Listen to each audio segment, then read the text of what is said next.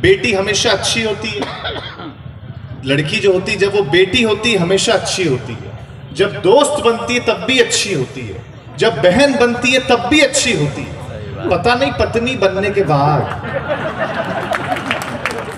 कौन सी मोंजोलिका इनके अंदर आ जाती है।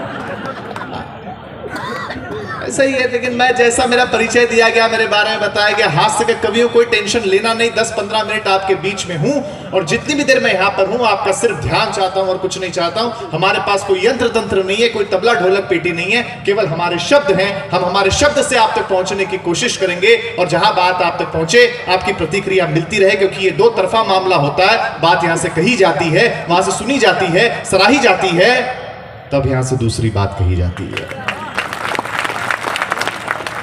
तब मैं पहली 4 पंक्तियां सुनाता हूं कि तुमको मिल सकता है हमसे बेहतर। थोड़ी देर के लिए अपने आप को भूल जाइए और मेरी हास्य की दुनिया में आइए, क्योंकि देखिए, सब आदमी धन के पीछे तो तब तक भागता है जब तक उसका निधन नहीं हो जाता है। मुझे याद है, एक बहुत बड़े बादशाह की मौत हुई। ध्यान से सुनना और बात अच्छी लगे तो आगे से लेकर पीछे तक तालियां बजाकर मुझे बताना, मुझे लगना चाहिए आप सुनने के लिए तैयार हैं। एक बहुत बड़े बादशाह की मौत हुई। वो अपनी पत्नी के लिए 1000 करोड़ रुपए छोड़ के मरा।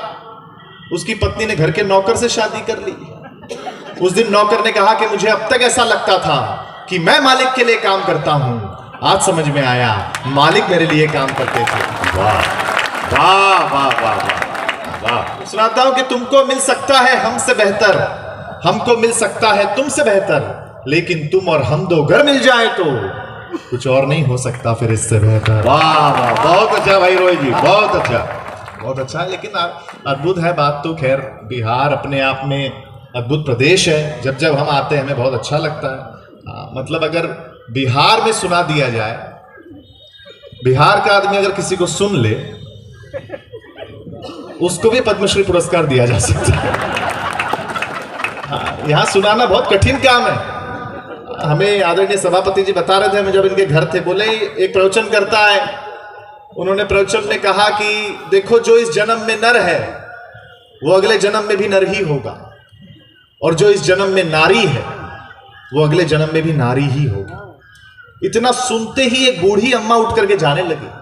तो प्रवचनकर्ता ने रुकाया और पूछा, अम्मा बीच प्रवचन में उठ के क्यों जा रही हो? अम्मा ने जो जवाब दिया बड़ा अद्भुत था, उस पर आपकी तालियां मिलेंगी। प्रवचनकर्ता ने रुकाया और पूछा, अम्मा बीच प्रवचन में उठ के क्यों जा रही हो? अम्मा ने कहा, महाराज जी, जब अगले जन्म में भी पूड़ियां ही तलनी है तो प्रवचन सुन के फायदा क्या है? बिना फायदे के आप लोग किसी को सुन लो, संभव है?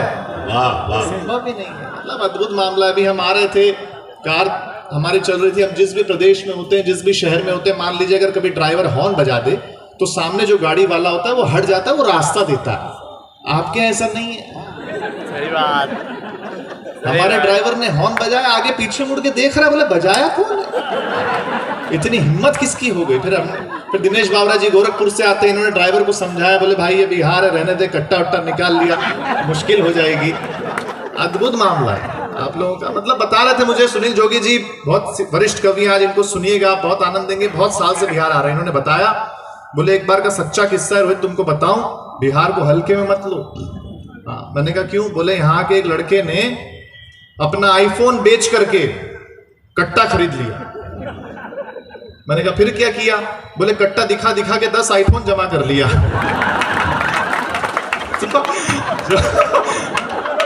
हर चीज संभव है आपके लिए। लेकिन मैं एक कविता आपको सुनाता हूं। मुंबई से आपके बीच में आया हूं। अगर महाराष्ट्र का एक कवि अगर बिहार पर कविता सुनाता है तो उस पर आपका सर्वाधिक प्रेम चाहता हूं। तब मैं सुनाता हूं कविता, सुनिए और आपका आशीर्वाद चाहता हूं कि थका नहीं है राज्य कभी ये। सुनिएगा कि थका नहीं है राज्य कभी ये, कभी न हिम्मत हारी है। थका नहीं है राज्य कभी, वाह वाह, कभी न हिम्मत हारी है, तभी तो दुनिया कहती है बिहारी सब पर भारी है। थका नहीं है राज्य कभी, कभी न हिम्मत हारी है, तभी तो दुनिया कहती है बिहारी सब पर भारी है। मां सीता की धरती है ये। आज सुबह जब दर्शन करने के लिए हम लोग गए, कोई बात नहीं, पानी मत फेरो, अब बहुत फेर चुके। तब हम लोग गए, बहुत अच्छा दर्शन हमें हुआ। तब मैं सुनाता हूं कि मां सीता की धरती है ये, नए कलेवर घड़ती है ये। एक ऐसा व्यंजन जो पूरी दुनिया में आप लोगों ने मशहूर किया, उसका नाम लेता हूं और आपकी तालियां मिले कि मां सीता की धरती है ये, नए कलेवर घड़ती है ये। लिट्टी चोखा का स्वाद आपका सब स्वादों पर भारी है, तभी तो दुनिया कहती है बिहारी सब पर भारी है। आइए सर, स्वागत है आपका, बैठिए। आप जब धोखा खाते हैं तो आईएएस और आईपीएस बनकर आते हैं। किसी अन्य प्रदेश का लड़का जब प्यार में धोखा खाता है तो उसके अंदर से संगीत निकलता है, और बिहार का लड़का जब प्यार में धोखा खाता है तो फिर यूपीएससी निकलता है। आप जब धोखा खाते हैं तो आईएएस आईपीएस बनकर आते हैं। आप जब धोखा खाते हैं तो आईएएस आईपीएस बनकर आते हैं। शांति दूत का पाठ पढ़ाकर आप ही बुद्ध कहलाते हैं। अंतिम दो पंक्तियां इस कविता की और सबका आशीर्वाद मिले कि दुनिया के हर कोने में, दुनिया के हर कोने में एक न एक बिहारी है, तभी तो दुनिया कहती है बिहारी सब पर भारी है, बिहारी सब पर भारी है। बहुत अच्छे, वाह रोहित जी। शंकर जी तो खैर बहुत अच्छा, बिहार का नाम पूरी दुनिया में लेके जाने वाले शंकर केंद्र जी बहुत बढ़िया संचालन कर रहे हैं। हाँ, वैसे आपको बताऊं कि सब शादीशुदा लोग सामने बैठे हैं, उसके बावजूद हंस रहे हैं, बड़ी बात है। वरना बहुत कठिन काम है, मैं आपको बताऊं, ऐसा संभव नहीं है। विवाहित महिला की पहचान होती है, उनके गले में यहां तक मंगलसूत्र लटका होता है। विवाहित पुरुष की भी पहचान होती है, उनका चेहरा यहां तक लटका होता है, तुरंत पता चल जाता है। आपको बताऊं, बेसिकली देखो, पुरुष तो वैसे भी डरपोक आदमी, बेसिकली डरपोक आदमी। आप देखो ना, शादी के वक्त जब दूल्हा जाता है दुल्हन को लेने, 200-300 लोगों को साथ में लेकर के जाता है, और वो वहां से अकेली आके सीधा घर में घुस जाती है, और ताली अगली पंक्ति पर देना कि वो ऐसा घुसती है, ऐसा घुसती है कि बाद में उससे पूछे बिना घर में कोई घुस नहीं सकता।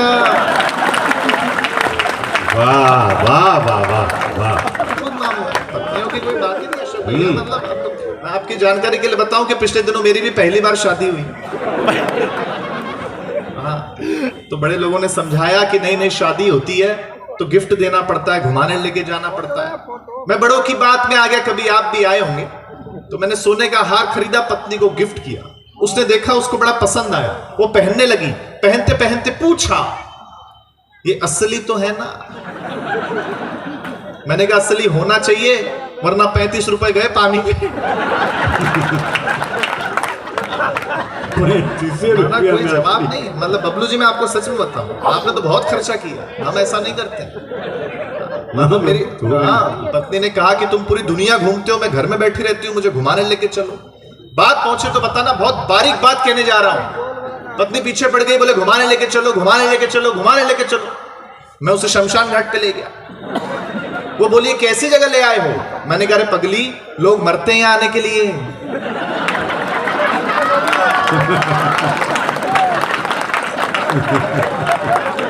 मरते हैं। लेकिन पत्नी पत्नी होती है, गुस्सा हो गई। फिर मैं उससे कहा, तू चिंता मत कर, अपनी शादी की 10वीं एनिवर्सरी पर मैं तुझे अंडमान एंड निकोबार आइलैंड ले जाऊंगा। वो बड़ी खुश हो गई, बोले अच्छा, और 25वीं पर? मैंने कहा लेने आऊंगा।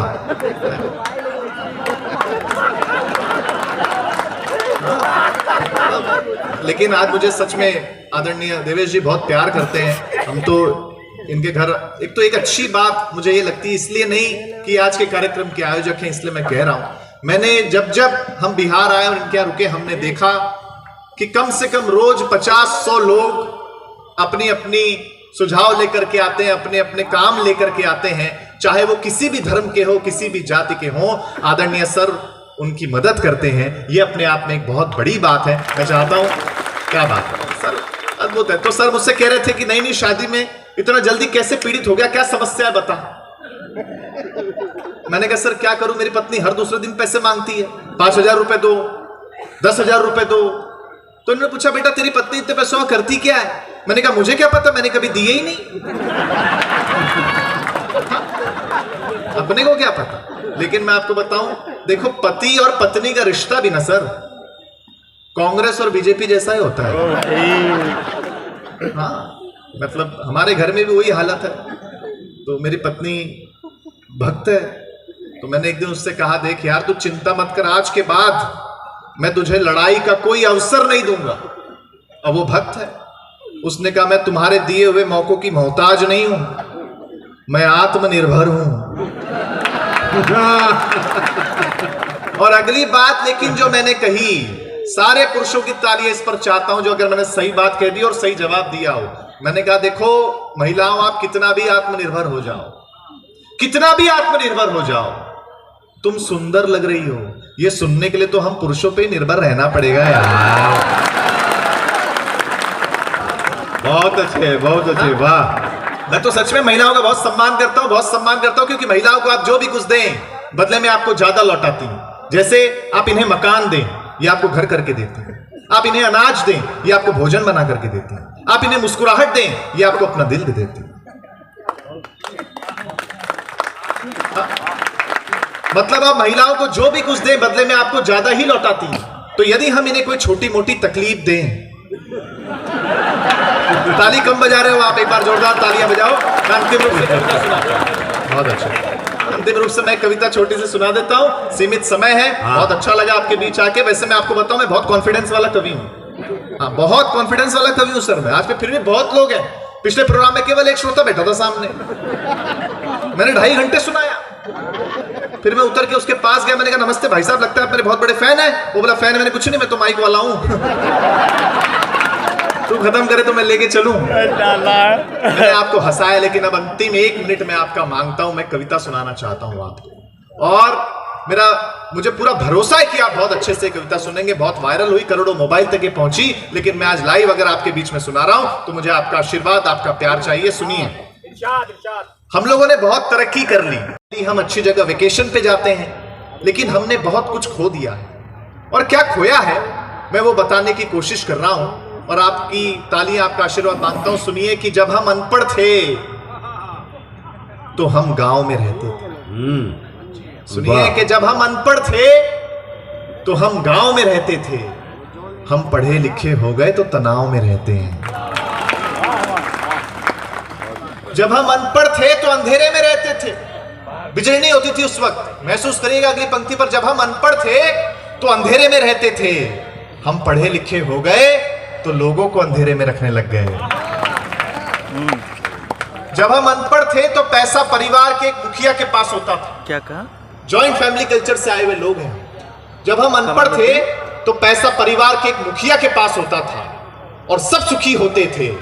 हम पढ़े लिखे हो गए तो आज पैसा सबके पास है, लेकिन सुखी कोई नहीं है। वाह वाह वाह वाह।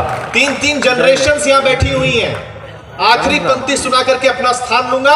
आपको लगे अगर रोहित शर्मा ने सीमित समय में अच्छा काव्य पाठ किया हो तो मुझे तालियों से विदा करना। डिजिटल वर्ल्ड है, डिजिटल दुनिया है, डिजिटल क्रांति है। तब सुनाता हूं कि अनपढ़ों ने हमें दिया बहुत कुछ है, लिया कुछ भी नहीं। सीतामढ़ी के बड़े लोगों, आशीर्वाद चाहता हूं कि अनपढ़ों ने हमें दिया बहुत कुछ है, हाँ, लिया कुछ भी नहीं है। हम वो आखिरी पीढ़ी है साहब, ठीक है, ले लो भाई, आवे देना। का सोशल मीडिया पे अकाउंट ही नहीं है। बहुत बहुत धन्यवाद।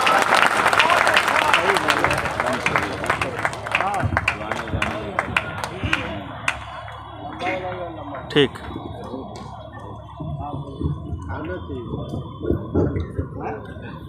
रोहित शर्मा जी के लिए एक बार तालियां बजा दीजिए।